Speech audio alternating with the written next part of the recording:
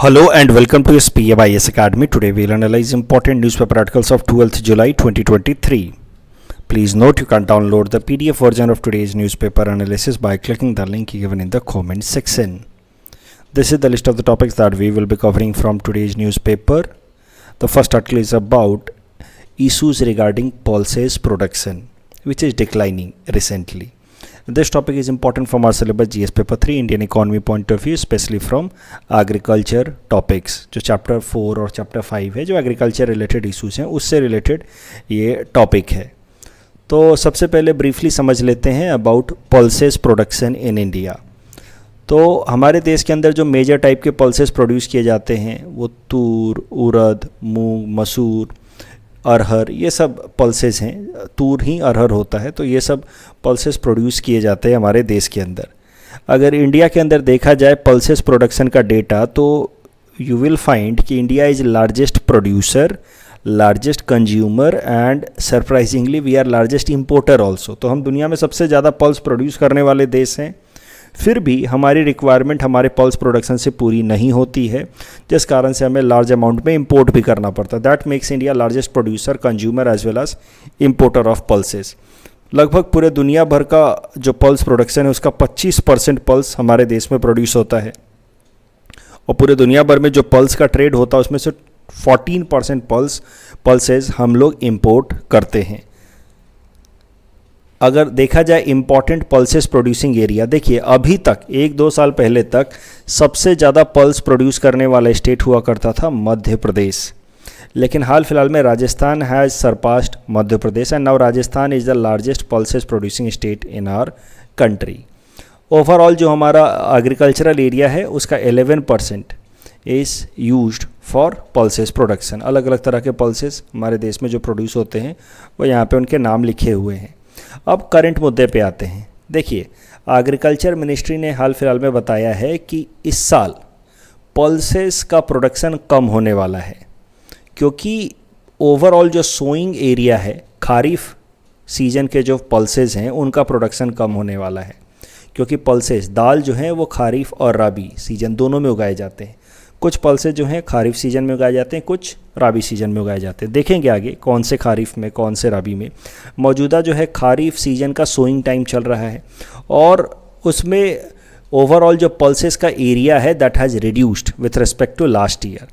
तो last year about 56 lakh hectare area was used for sowing pulses, and this year it is about 18% less. It is somewhere close to 46 lakh hectares. तो आखिर pulses का जो net sowing area है वो क्यों reduce हो रहा है, क्यों डिक्लाइन हो रहा है? उसके पीछे बड़ा कारण है रेनफॉल में कमी आना. हुआ क्या है कि जो एक इम्पॉर्टेंट पल्सेस प्रोड्यूसिंग स्टेट्स हैं जैसे कि कर्नाटका, महाराष्ट्र, वहाँ पे रेनफॉल ऑन एन एवरेज कम हुआ है इस बार इस सीज़न में. महाराष्ट्र के अंदर अगर देखें तो there is about 23% deficit. Similarly Karnataka में 26% ऑफ रेनफॉल डेफिसिट. इतना डेटा याद नहीं रखना है. मुद्दा यह है कि रेनफॉल डेफिसिट होने के कारण पल्सेस का सोइंग हो नहीं पा रहा है, और पल्सेस की सोइंग हो नहीं पा रही है जिस कारण से आने वाले टाइम में बहुत हद तक चांसेस है कि पल्सेस का प्रोडक्शन कम होगा, और जब पल्सेस का प्रोडक्शन कम होगा तो पल्सेस रिलेटेड इन्फ्लेशन हमारे देश में देखने को मिल सकता है.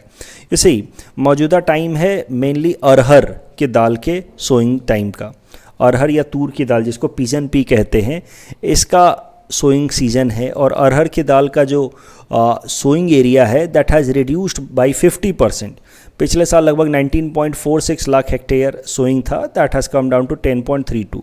तो ये आर्टिकल कहता है कि जिस तरीके के मौजूदा हालत चल रहे हैं महाराष्ट्र में और कर्नाटका में कम बारिश हुई है, हो सकता है कि by December this year India में फेस अरहर दाल फ्यूल्ड इन्फ्लेशन.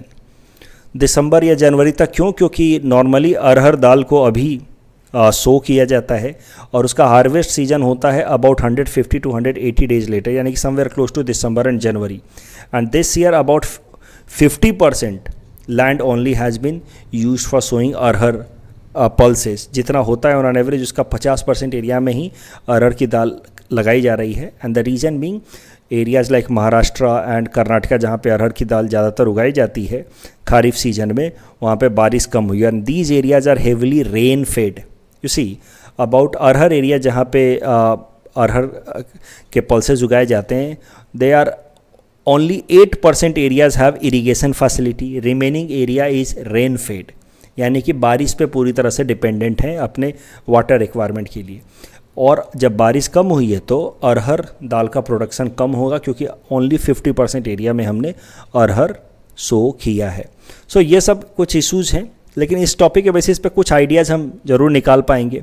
पल्सेस प्रोडक्शन से रिलेटेड सबसे basic idea, India is largest producer, consumer and importer of pulses, net sown area is 11%, Rajasthan largest pulse producing state. अगर पल्सेस की बात की जाए तो राबी और खारिफ दोनों ही सीजन में पल्स उगाए जाते हैं। राबी सीजन में ज़्यादा उगाया जाता है, 2/3 of pulses are grown in rabi season. Rabi season का जो सबसे इंपॉर्टेंट दाल है वो है चना दाल, जबकि खारिफ सीजन का जो सबसे इंपॉर्टेंट दाल है वो है अरहर दाल। करंट इशू मैंने आपको बताया, net sown area for arhar has reduce to 50% due to deficient rain in Maharashtra Karnataka, and that is why it is speculated कि आने वाला 6 महीने के बाद हो सकता है कि अरहर दाल के कम प्रोडक्शन के कारण दाल बेस्ड इन्फ्लेशन हमारे देश में देखने को मिले। तो दाल से रिलेटेड, पल्सेस से रिलेटेड यूपीएससी ने ये प्रश्न पूछा था। This question was asked by UPSC the year 2020। Second statement आप अपना कॉमन सेंस इस्तेमाल करके इसको डिसाइड कर लेंगे कि ये सही है या गलत। मैं नहीं बता रहा सही या गलत है, लेकिन कॉमन सेंस का इस्तेमाल कीजिए, सेकंड स्टेटमेंट का आपको अंदाज़ा लग जाएगा। एंड थर्ड स्टेटमेंट से रिलेटेड यहाँ पे मैंने आपको बेसिक आइडिया दिया है, ध्यान रखिएगा। राबी, इस सवाल को सॉल्व करने के लिए मैं कुछ हिंट्स दे रहा हूँ। राबी सीजन के जो पल्सेज हैं उनका प्रोडक्शन तो हर साल ठीक ठाक हो ही जा रहा है। ये खारिफ के जो पल्सेज हैं, खासकर अरहर, इसका प्रोडक्शन कुछ सालों से वैसे ही थोड़ा सा टर्बुलेंट रहा है, और इस साल तो काफ़ी ज़्यादा उसमें स्लो डाउन देखना जा सकता है। तो ये आइडियाज़ के बेसिस पे इस क्वेश्चन को अटेम्प्ट कीजिए। The next article is about Chandrayaan 3 that will take off on 14 जुलाई। तो चंद्रयान 3 से रिलेटेड कई सारे आर्टिकल आ रहे थे, आर्टिकल्स हाल फिलहाल में आ रहे थे लगभग एक सप्ताह से। परसों चंद्रयान 3 विल टेक ऑफ, तो मैंने इसी कारण से कितने सारे आर्टिकल्स आए उनको कवर नहीं किया, बिकॉज मैं सोच रहा था कि जब चंद्रयान 3 लॉन्च हो जाएगा उसके बाद मैं इसको कवर करूंगा। लेकिन आज एक इम्पॉर्टेंट आर्टिकल आया है इंडियन एक्सप्रेस में दैट टॉक्स अबाउट कि चंद्रयान 3 से क्या एक्सपेक्टेड है, कहाँ वो लैंड करेगा, उससे क्या फ़ायदा हो सकता है। तो ये सारी चीज़ें मुझे ज़रूरी लगी। एक बार देख लेते हैं चंद्रयान 3 के बारे में वापस से। 14 तारीख को जब ये लॉन्च हो जाएगा उसके बाद क्या डेवलपमेंट्स होंगे उसको देख करके हम लोग फिर इसको कवर करेंगे। तो this topic is important for our syllabus GS paper 3 science and technology point of view. तो एकदम डिटेल से समझते हैं, इंडिया ने अभी तक मून को लेकर के कितने मिशंस भेजे हैं उनको एक एक करके देखते हैं। India's missions to moon. सबसे पहला जो मिशन था उसको हमने नाम दिया Chandrayaan 1। It was India's first mission to moon and it was an orbiter mission. Orbiter का मतलब क्या होता है कि एक इस तरह का प्रोब जाएगा, सैटेलाइट जाएगा जो मून के अराउंड बस ऑर्बिट करता रहेगा, घूमेगा, वो मून के ऊपर लैंड नहीं करेगा। तो this was an orbiter mission. ये ऑर्बिटर मिशन घूमता रहा मून के अराउंड और उसने मून से कई सारे इमेजेस, मून सरफेस के कई सारे इमेजेस निकाले, वापस अर्थ पे भेजा इस ऑर्बिटर मिशन ने, और उन इमेजेस के बेसिस पे ये कंक्लूड किया जा सका कि moon has some existence of water. तो चंद्रयान 1 का सबसे बड़ा अचीवमेंट यही था कि it was successful in proving कि moon has some water also. फिर चंद्रयान 2 मिशन लॉन्च किया गया 2019 में। Chandrayaan 2 was very ambitious if we compare it to Chandrayaan 1, क्योंकि चंद्रयान 2 में ऑर्बिटर तो था ही, उसके अलावा एक लैंडर और रोवर मिशन भी था, यानी कि अर्थ से एक इस तरीके का मिशन आने वाला था मून के ऊपर। एक उसका सबसे पहला जो कंपोनेंट था वो था चंद्रयान 2 जिसको कहा गया, वो मून के अराउंड ऑर्बिट करता और चंद्रयान 2 से निकल करके आता, उसमें से एक कंपोनेंट निकल करके आता और उसको लैंड करना था मून सरफेस पे, जिसको नाम दिया गया लैंडर। उस लैंडर का टेक्निकल या कॉमन नाम था विक्रम, और लैंडर से कनेक्टेड होता एक रोवर मिशन जो लैंडर से बाहर निकल करके फिर मून सरफेस पे मूव करता, जिसको नाम दिया गया था प्रज्ञान। तो ये 3 कंपोनेंट एक साथ मिला करके बनाते थे चंद्रयान 2, जिसको लॉन्च किया गया था 2019 में। और टारगेट था कि इसको मून के सदर्न पोल साइड में, चंद्रयान 2 तो जाकर के मून के अराउंड ऑर्बिट करेगा, लेकिन उसका जो लैंडर एंड रोवर है उसको सदर्न पोल के मून के साइड में लैंड कराया जाएगा। लैंडर का नाम विक्रम एंड रोवर का नाम प्रज्ञान।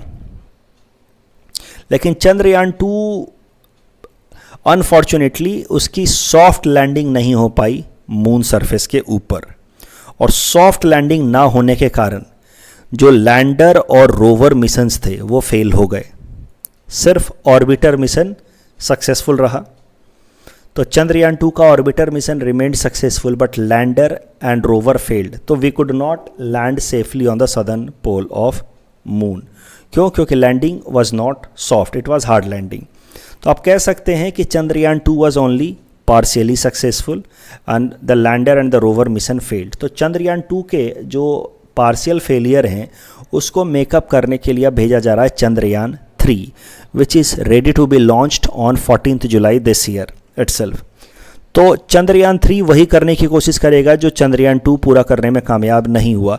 Chandrayaan 3 will try to land, it will have also a lander mission which will try to land on the southern pole of moon, somewhere exactly pole पे नहीं, बट 70 डिग्री साउथ लैटिट्यूड पे हमारा चंद्रयान 2 का lander mission land करेगा। और अगर ये successful हो जाता है तो that will be the farthest ever landing on moon by any space agency.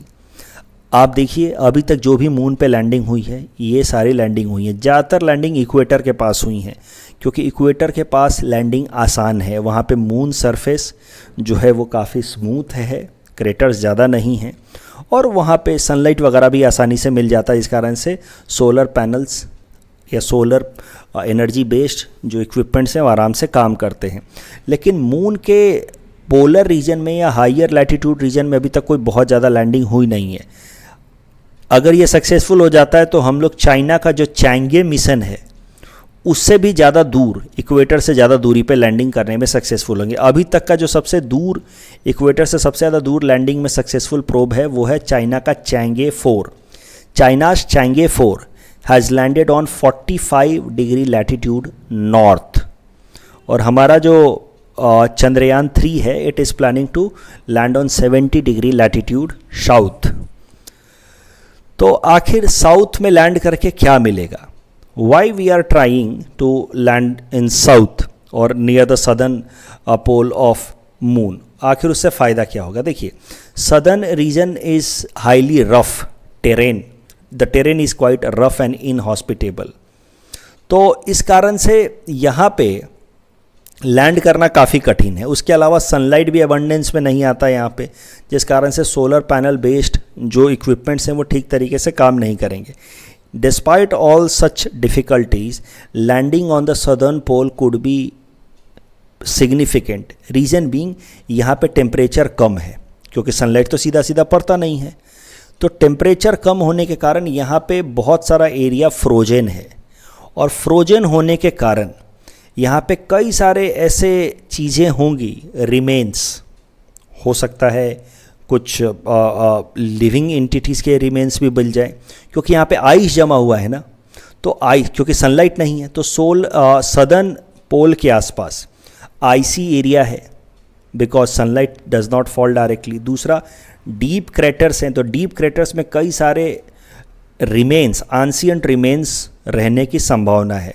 और अगर उन एंशिएंट रिमेन्स जो डीप क्रेटर में इकट्ठा हैं, जो सदर्न पोल के आसपास मिलते हैं, और जो आइस के कारण प्रिजर्व्ड हैं, और आइस इसलिए है क्योंकि सनलाइट वहाँ पे कम पड़ता है, तो अगर हम उन एंशिएंट रिमेन्स के बारे में कुछ पता लगा पाएँ, so this will give us lot many knowledge or information about our solar system. That is the main goal.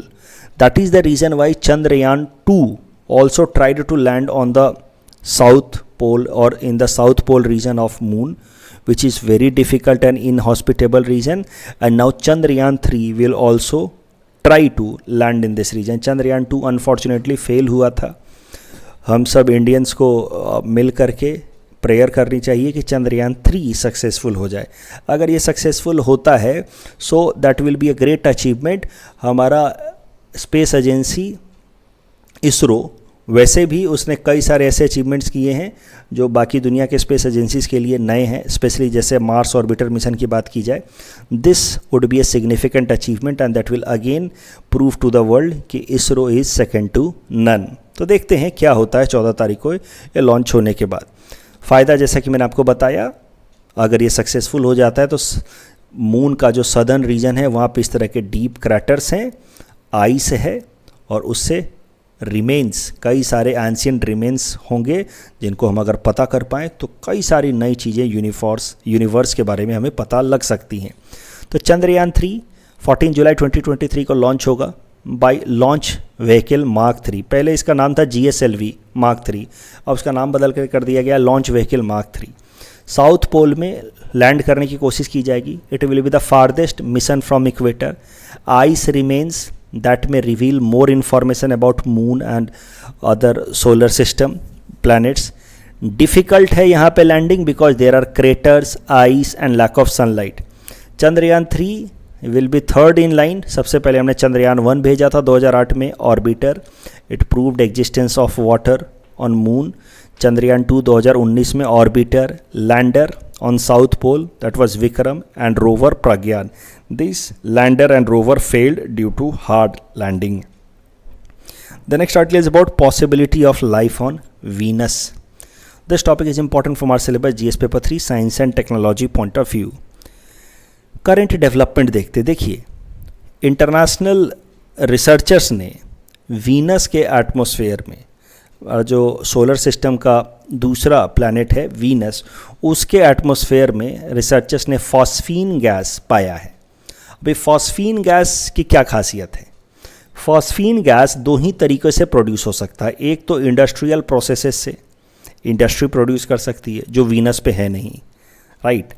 तो दूसरा तरीका है फॉस्फीन प्रोड्यूस होने का through some bacterial activities. Only bacterial species can produce phosphine gas. तो ये काफ़ी interesting discovery है जब फॉस्फीन गैस मिला है in the atmosphere of Venus, और फॉस्फीन मिलता है only through either industrial processes और फ्रॉम बैक्टीरियल स्पीसीज। इंडस्ट्रीज हो नहीं सकते, तो इसका मतलब साइंटिस्ट ये निकाल रहे हैं कि वीनस के एटमॉस्फेयर के अंदर फॉस्फीन है। इसका मतलब वीनस सरफेस पे लाइफ हो सकता है बैक्टीरिया के फॉर्म में हो। That is a significant indicator that life may be present on Venus in the form of bacteria. That is one major discovery indicating life on some other planet apart from Earth. लेकिन कई सारे ऐसे scientist भी हैं जिनका मानना है कि वीनस के ऊपर लाइफ संभव है ही नहीं। There is no possibility of life on the surface of Venus because of its excessively high temperature.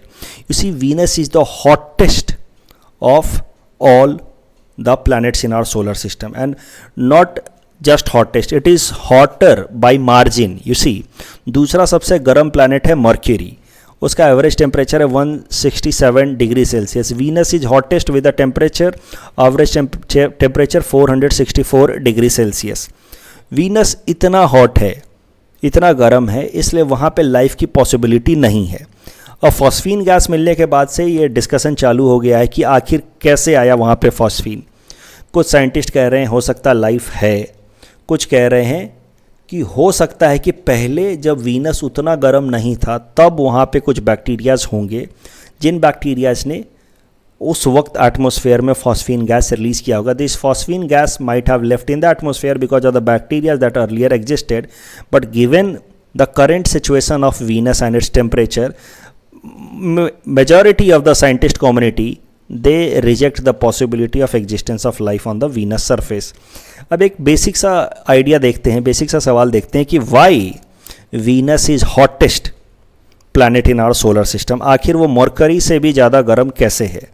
क्योंकि if you see geographical proximity में तो यू विल फाइंड कि Mercury is closest to the sun, then why Venus is hottest? उसका कारण सरल है, Venus का जो एटमॉस्फेयर है उसमें कार्बन डाइऑक्साइड का कंसंट्रेशन काफ़ी ज़्यादा है, 96.5%। And carbon dioxide you know is a green house gas, so it has a capacity of trapping heat, और जिस कारण से वीनस के एटमॉस्फेयर में high concentration of green house gas carbon dioxide होने के कारण हीट बहुत ज़्यादा ट्रैप होता है, जिस कारण से वीनस का सरफेस टेम्परेचर इतना ज़्यादा है। So possibility of life on Venus, क्यों ये डिस्कशन तेज हुआ है? Because of discovery of phosphine gas found in Venus atmosphere.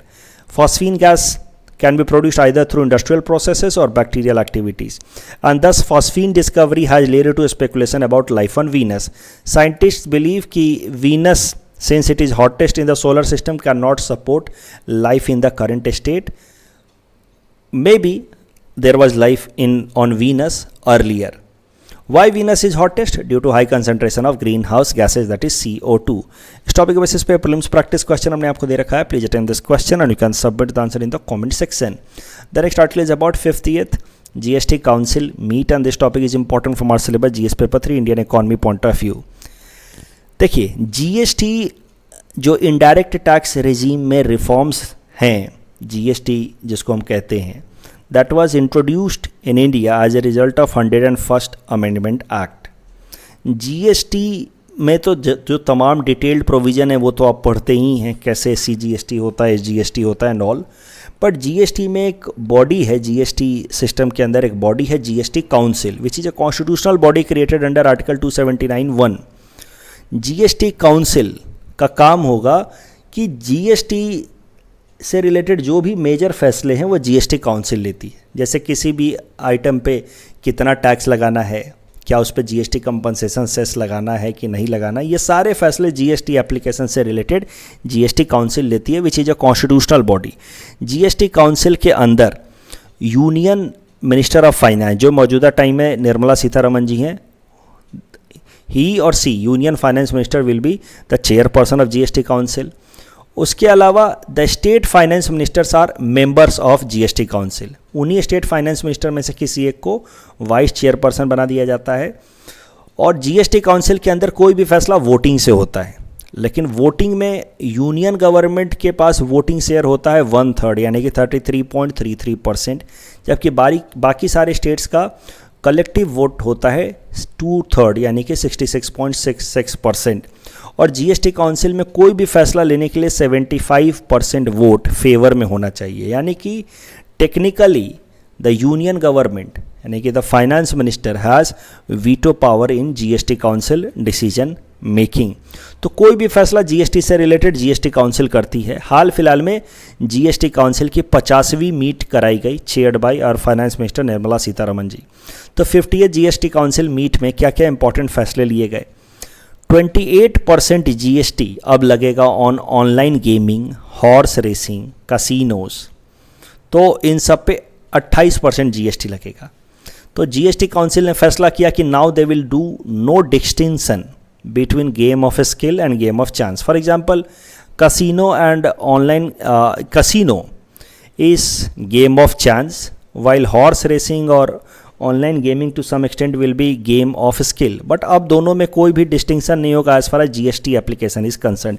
Plain 28% GST लगाया जाएगा on such activities. But जो ऑनलाइन गेमिंग डेवलपर कंपनीज़ हैं वो कह रहे हैं कि अभी ऑनलाइन गेमिंग का जो बिजनेस है वो बूम कर रहा था इंडिया में, it had great future, but because of this decision by the government of India of 28% GST, it may hamper the progress और prospects of online gaming industry in India. उसके अलावा GST council ने फैसला किया है कि cinema घरों के अंदर जो फूड बेवरेजेस हैं या सिनेमा घर के जो टिकट्स हैं उन पे GST अब लगेगा 5%। पहले सिनेमा घरों के अंदर जो फूड बेवरेजेस थे उन पे GST लगता था 18%, और जो टिकट्स 100 रुपये से ज़्यादा महंगे टिकट होते तो उस पर 18% GST लगता था, 100 रुपये से कम के टिकट पे 12% लगता था। अब प्लेन टिकट हो, खाने पीने की चीज़ें हो, मूवी कॉम्प्लेक्स थिएटर के अंदर, वहाँ पे 5% GST लगेगा। कैंसर ड्रग्स पे GST को पूरी तरह से एग्जेम्प्ट कर दिया गया है। तो मल्टी यूटिलिटी व्हीकल्स पे अब 22% का जीएसटी कंपनसेशन सेस भी लगेगा। I hope you are able to remember और रिकॉल जो idea of GST compensation cess, जिससे स्टेट्स को कंपनसेट किया जाता था for any deficit in overall tax collection from GST या इनडायरेक्ट टैक्सेस। तो वही जीएसटी कंपनसेशन सेस में अब मल्टी यूटिलिटी व्हीकल्स को भी डाल दिया गया है। अच्छा, जीएसटी से रिलेटेड किसी डिस्प्यूट के लिए जीएसटी एपिलेट ट्रिब्यूनल बनाया जा रहा है, जिसकी पूरी फॉर्मेलिटीज़ 1 अगस्त तक पूरी कर ली जाएंगी। इस टॉपिक के बेसिस पे प्रीलिम्स प्रैक्टिस क्वेश्चन हमने आपको दे रखा है। Please attend this question and you can submit the answer in the comment section.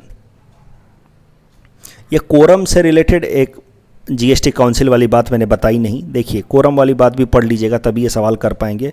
1/2 of the total members of the council is quorum for conducting a meeting, यानी कि सारे members हैं GST council के, जब तक इसमें से आधे मौजूद नहीं होंगे तब तक जीएसटी काउंसिल की मीटिंग नहीं हो सकती है। इलेक्ट्रिक व्हीकल से रिलेटेड ये जो क्वेश्चन दिया था मैंने, लिथियम, तो all the 4 statements are true about lithium, and here also all the 4 statements are correct. That's all from our side for today. Thanks for watching.